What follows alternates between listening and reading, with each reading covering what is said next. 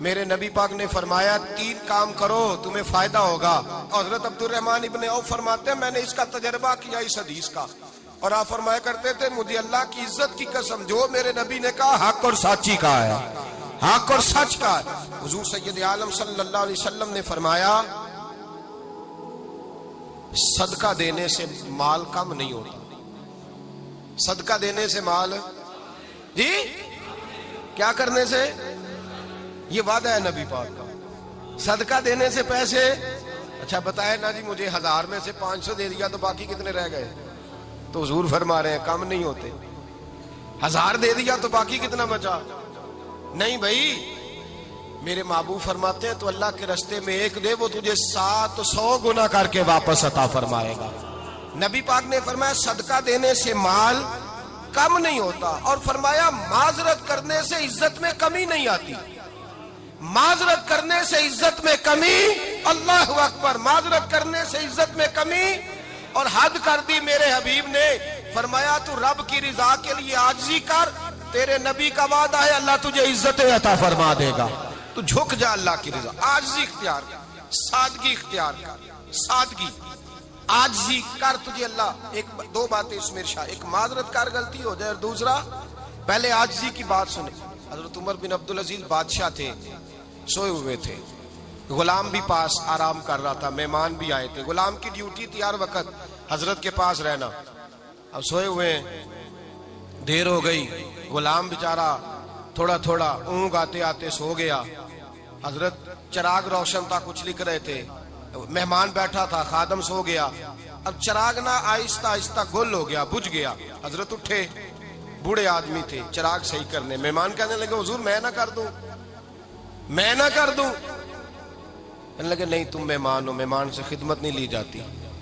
تو اس نے کہا غلام کو جگائیے. فرمانے لگے ابھی تو بیچارہ سویا ہے, اور نیند سے بیدار کر دوں. خود گئے, اس میں تیل دوبارہ ڈالا, بتی ٹھیک کی, جلائی, واپس آ گئے. مہمان اب بادشاہ کا مہمان بھی تو وہ بادشاہ ہی ہوگا.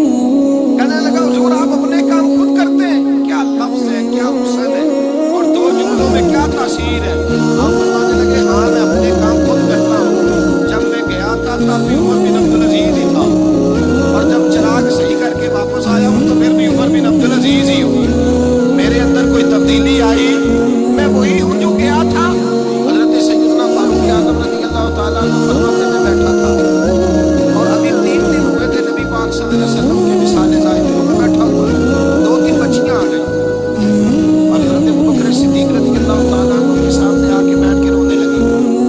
جناب صدیق اکبر رضی اللہ تعالیٰ عنہ کا بچیوں روتی کیوں ہو؟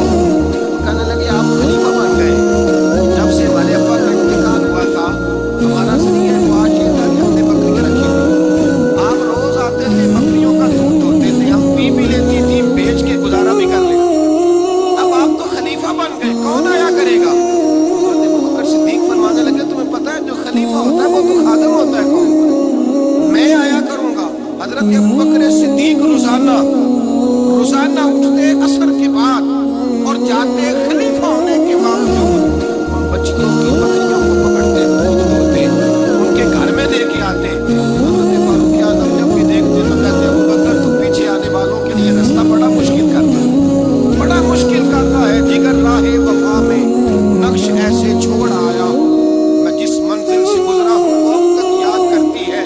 حضرت سلمان فارسی رضی اللہ تعالیٰ عنہ صوبے کے گورنر تھے, سادہ سا لباس پہن کر, سادہ سا, بس اسٹاپ پہ کھڑے تھے, جہاں سے لوگ اندر داخل ہوتے تھے, جہاں سواریاں باندھی جاتی تھی. آج ہم اپنے زبانوں سے بس اسٹاپ کہتے ہیں, باہر کھڑے تھے. کوئی مہمان آ گیا کسی کا, اس نے دیکھا سامنے سے کپڑے ہیں, خستہ سیاہی ہے, اس نے سمجھا کوئی کلی ہے, شاید ملازم ہے. کہنے لگا خادم ادھر آؤ, ادھر آؤ. آپ قریب گئے, کہنے لگے میرا سامان اٹھاؤ.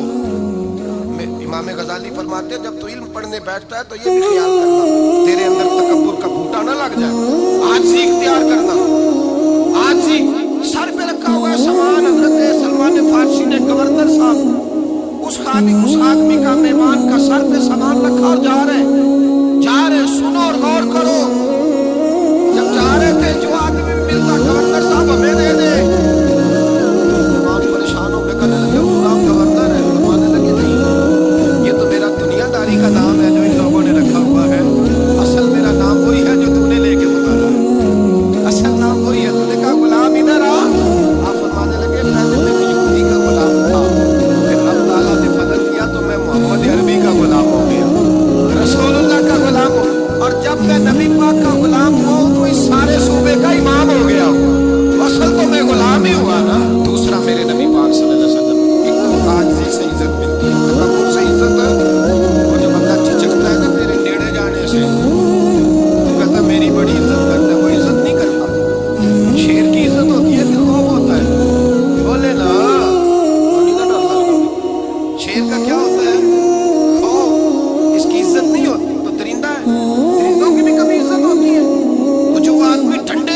ऊपर लटका के डंडा और वो लोगों से इज्जत करा रहा, तो भाई ये तेरी इज्जत नहीं है, तेरा खौफ है कि इज्जत आजिज़ी में है, इंकिसारी में है।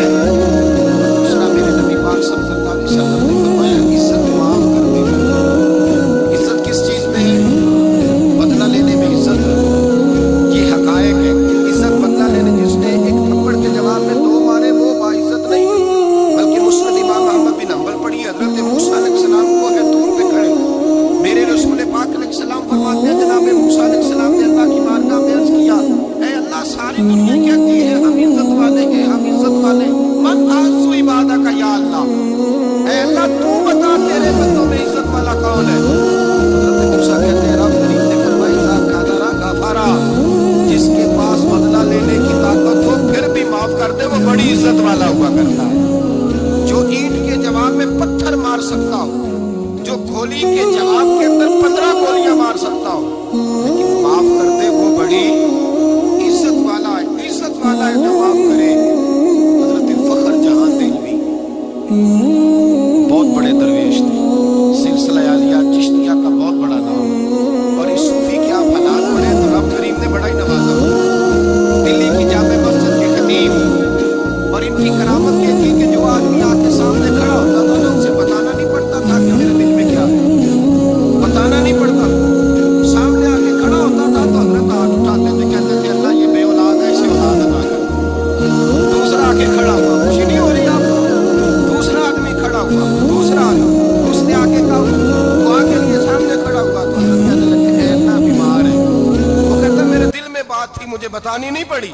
इत्तकू फिरासतिल मोमिन फइन्नहु यंजुरु बिनूरिल्लाह। नबी पाक ने फरमाया मोमन की फिरासत कल्बी से डरा करो, वो तो अल्लाह के नूर से देखता है।